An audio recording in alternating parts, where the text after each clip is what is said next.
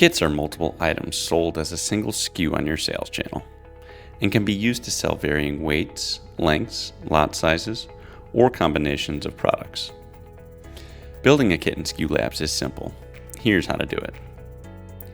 Click on the Inventory page. Then click on the Kits tab.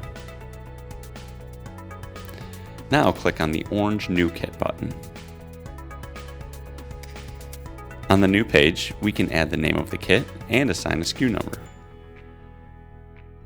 While creating a new kit, we have the option to create a new item or generate the new kit with the Add Existing Item button. To add items, click on the Add Existing Item. Your individual items will be displayed. And from this page, make a selection of an item by pressing the plus symbol. You can also adjust the quantity of an item within a kit by adjusting the quantity column. When all items have been added to the kit, click Save. Ultimately, creating a kit is a great tool to improve customer satisfaction.